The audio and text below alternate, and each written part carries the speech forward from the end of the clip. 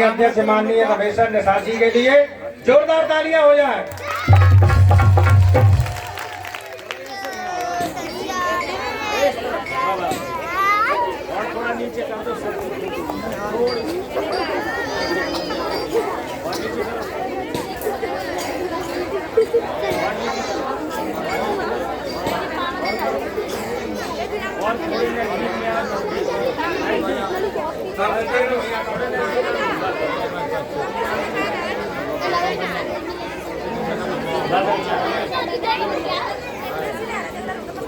Hello, चालू है।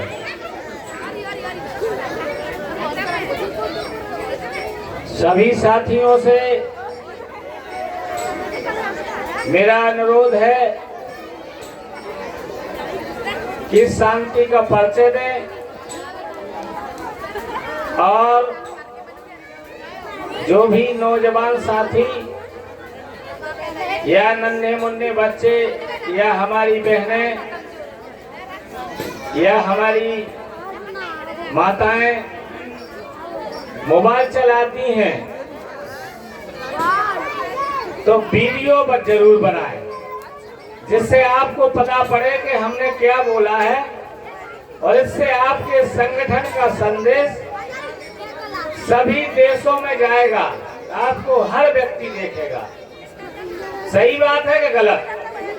भाई हमने क्या बोला तो आप घर पे जाकर के सुन सकती हो, जो बात यहाँ नहीं सुन पाई है। तो सारे लोग जो लोग मोबाइल चलाते हो उस पर रिकॉर्ड कर लें और फिर घरे बढ़िया सुने। हमारी भाषा समझ में आ रही है आपकी? आ रही है? थोड़ी भाई साहब और आवाज बढ़ाओ, ब्रेक किया। हाँ, आवाज थोड़ी तेज होना चाहिए। बहुत बहुत बढ़िया। सभी लोग हमको सुनना चाहते हैं कि नहीं? पहले हाथ उठा के कहो। कछु लोगों को नहीं सुनने, हाथ नहीं उठ रहा है। रोटी वोटी नहीं खाएगा? कितने लोगों ने भोजन किया है? सब ने किया। तो फिर हाथ कम से उठाते रहना। लखनऊ पहुंचना है कि नहीं? पहुंचना है। स्कूल में वजीफा चाहिए कि नहीं? शिक्षा अच्छी चाहिए कि नहीं? पुल पुलिया रोड चाहिए कि नहीं? तो जब हम कहें तो हाथ उठाना, जब नहीं कहें तो मत उठाना। ठीक है ना? बहुत बहुत धन्यवाद। आप लोगों ने हमारी बात को समझ लिया है। सर्वप्रथम मानवता का संदेश देने वाले तथागत भगवान बुद्ध को नमन करता हूँ। सभी जाति धर्मों में जन्मे सभी संत महागुरुओं को नमन करता हूँ। आज आगरा जनपद में वीर फूलन देवी जन संगठन के तत्वाधान में एक आयोजन किया गया है, जिसके संयोजक माननीय किशन ज्ञान किशन शास्त्री जी, जिन्होंने इस कार्यक्रम को सफल बनाने के लिए ये आयोजन रखा है। मैं उनको दिल की गहराइयों से ढेर सारी शुभकामनाएं देना चाहता हूं कि जिनके अंदर ये जज्बा है कि जिन्होंने आपको सुधारने के लिए एक कार्यक्रम का आयोजन किया गया। और मेरी ओर से ज्ञान किशन शास्त्री जी को आगरा मंडल का अध्यक्ष बनाया गया, जिसके लिए आप लोगों के आशीर्वाद के लिए जोरदार तालियां बजा दें। हमारे साथ चल के आए हमारे संगठन के राष्ट्रीय संगठन मंत्री माननीय नारायण सिंह निषाद जी, जिनके लिए आप जोरदार तालियां बजा दें। माननीय नारायण सिंह निषाद जी कहाँ हैं? हाथ उठा करके कहो जनता से। और हमारे साथ चल के आए हमारे संगठन के राष्ट्रीय महासचिव माननीय धन सिंह दाऊ रेकवार जी, जिनके लिए भी आप जोरदार तालियां बजा करके उनका स्वागत करें। एवं मध्य प्रदेश से चल के आए भाई खड़गापुर विधानसभा के प्रत्याशी भाई मनोहर अग्रवाल जी एवं मध्य प्रदेश के प्रदेश अध्यक्ष के लिए भी जोरदार तालियां बजाई जाए। और हमारे झांसी जिले से चल के आए भाई रामचंद्र निषाद जी जो जिला प्रभारी झांसी, उनके लिए भी जोरदार तालियां बजाई जाए। और हमारे साथ आए प्रेम नारायण यादव जी, उनके लिए भी जोरदार तालियां बजाई जाए। और हमारे जिले के जिला प्रभारी आदरणीय अमित रेखवाल जी जो आपके बीच में हैं, आपके आगरे के जिला प्रभारी हैं, उनके लिए भी जोरदार तालियां। और हमारे जिले के जिलाध्यक्ष माननीय पंकज निषाद जी, जिनके लिए भी जोरदार तालियां बजाई जाए। सामने विराजमान जनता जनार्दन, आपके लिए भी जोरदार तालियां बजाओ। आप अपने लिए हमारा सहयोग कर रहे हैं। संगीत कलाकार बंधुओं को भी मैं निवेदन करता हूं, उनके लिए भी जोरदार तालियां। इस मंच पर शोभा बढ़ा रहे हैं माननीय गुरुजी, उनके लिए भी जोरदार तालियां। मेरा नाम रमेश चंद्र निषाद है। मैं जो है झांसी जनपद का रहने वाला हूं। मैं इसके पहले किसी पार्टी का यूपी का अध्यक्ष था, उत्तर प्रदेश लखनऊ और मऊरानीपुर से एमएलए का चुनाव भी लड़ा, मध्य प्रदेश से लोकसभा का भी चुनाव लड़ा। जब मैंने देखा कि मेरी समाज का उत्थान करने के लिए सारे दलाल नेता केवल समाज को बेवकूफ बनाना चाहते हैं, तो मैंने आप सबकी राह लेकर के सलाह मशवरा करके वीर फूलन देवी का नाम आपने सुना होगा, झांसी की धरती से जन्मी थी, जिनको मनवादी लोगों ने 2001 में संसद भवन के सामने दिल्ली में गोलियों से भून डाला। और जितने भी समाज के नेता, विधायक, सांसद, मंत्री, मिनिस्टर बहन जी का नाम लेना नहीं चाहते थे, तो मैंने सारी सुख सुविधाएं छोड़ करके और वीर फूलन देवी के नाम पर वीर फूलन देवी जन संगठन बना दिया है, जो देश दुनिया में आपका संगठन अब चलने लगा है। और महिलाओं की सुरक्षा के लिए ये हमारे जाबाज कार्यकर्ता तमाम प्रदेशों में जाकर के आपको जगाने का काम करते हैं। बहनों, साथियों, मैं आपको बता देना चाहता हूं, जिन लोगों को पढ़ने लिखने का अधिकार था, जिन लोगों को पढ़ने लिखने का अधिकार था, उन लोगों ने गीता और पुराण लिख डाली। जिन लोगों को पढ़ने लिखने का अधिकार था, उन लोगों ने गीता और पुराण लिख डाली। जिन लोगों को पढ़ने लिखने का अधिकार नहीं था, उन लोगों ने भारत का संविधान लिख डाला। सही बात है कि गलत? साथियों, मैं बताना चाहता हूं,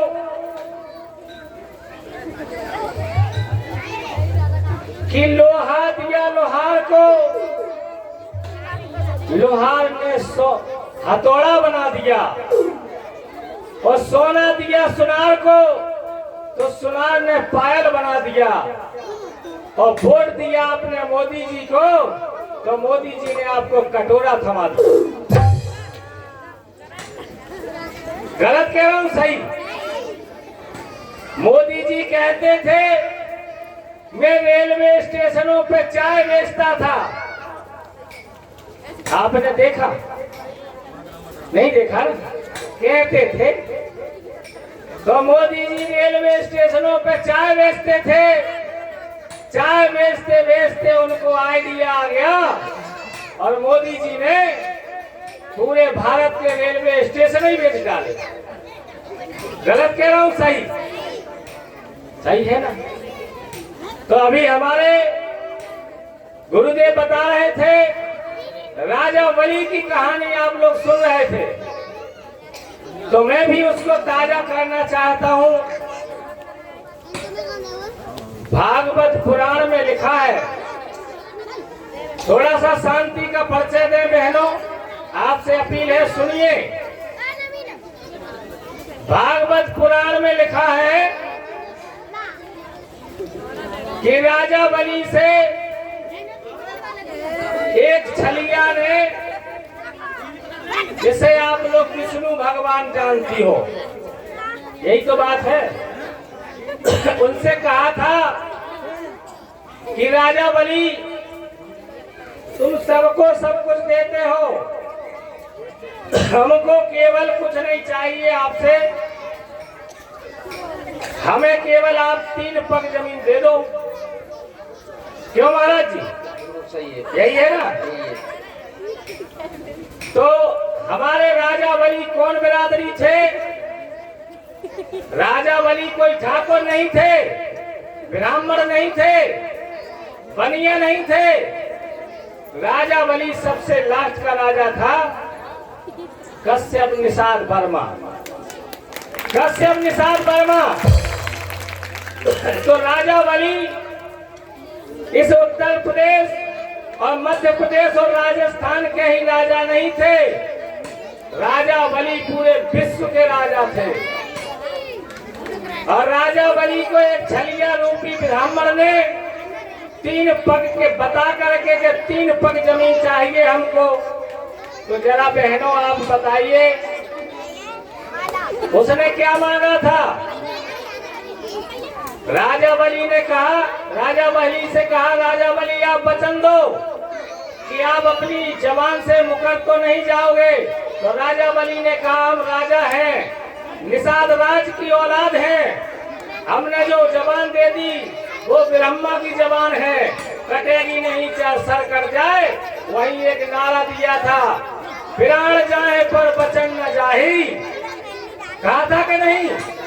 तो राजा बलि ने वचन दिया कि मांगो क्या मांगते हो, उसको मतलब राजा बलि से वचन मांगा था कि तुम हमें जबान दो। और भागवत पुराण में लिख दिया, एक वचन मांगा था कि हमें जो है, एक पग उठा दिया उसने, छलिया रूपी ब्राह्मण ने सो आकाश नाप लिया, दूसरा पग उठाया सो पाताल नाप लिया, और तीसरा पग उठाया सो उसने राजा बलि के ऊपर रख दिया। साथियों आप बताओ, इंसानों के कभी 2 पैर के अलावा तीसरे पैर देखे आपने? 2 ही पैर के देखे ना। तो जो राजा बलि से उसने मांगा, तो एक पैर बताइए आसमान में उठा दिया, जिसकी आसमान की दूरी कितनी है? 10,000 लाख करोड़। कितनी ऊंचाई है? 10,000 लाख करोड़। और आकाश पाताल की दूरी कितनी है? 10,000 से भी ज्यादा। जिसको पाताल को नाप लिया, आप यहाँ बोर कराओगे तो बेल्टी मशीन जो बोरिंग करती है वो खुड़खुड़ाने लगती है पत्थर में। उसने एक पैर पाताल में रख दिया और पाताल नाप लिया। इतना बड़ा पैर देखा आपने? एक पैर उठा दिया सो आकाश में चला गया, इतना बड़ा पैर था, देखा आपने? और पहली बात तो इंसान के 3 पैर होते ही नहीं है, तीसरा पैर राजा बलि के ऊपर रख दिया। एकदम झूठ गप है कि नहीं? है कि नहीं? तो हम आपको बताने आए हैं इस प्रसंग में कि राजा बलि से ये नहीं मांगा था। राजा बलि से क्या मांगा था जिसकी वजह से आप यहाँ बैठे हो? क्या मांगा था? सुन लो, समझ लो, रिकॉर्ड कर लो। राजा बलि से कहा था कि राजा बलि तुम हमें वचन दो कि आज से आपकी समाज, निषाद समाज, कश्यप समाज, बिंद समाज, चमार समाज, कुशवाहा समाज, नाई समाज, धोबी समाज, धानुक समाज, सारे मूल निवासी जाति के लोग आज से पढ़ेंगे नहीं। एक वरदान। दूसरा वरदान मांगा था राजा बलि से, जो हमारे दादा लोग थे वो बंदूक और तलवार और फरसा और जो है परचम लेके चलते थे। ये आप नहीं लेके चलोगे, ये अधिकार ठाकुरों को दिया जाता है। 2 वचन। तीसरा वचन मांगा था कि राजा बलि तुम हमें वचन दो, आज से तुम दान नहीं दोगे, तुम्हारा दान देना बंद। और चौथा वचन था धर्म में हमारी आपकी आधे आधे की सोजाई है। काहे की सोजाई? मंदिर आप बनाना, मस्जिद आप बनाना, मस्जिद बसोर बनाएगा, भंगी बनाएगा, चमार बनाएगा, धोबी बनाएगा, धानुक बनाएगा, जब तक कोई छूत नहीं है।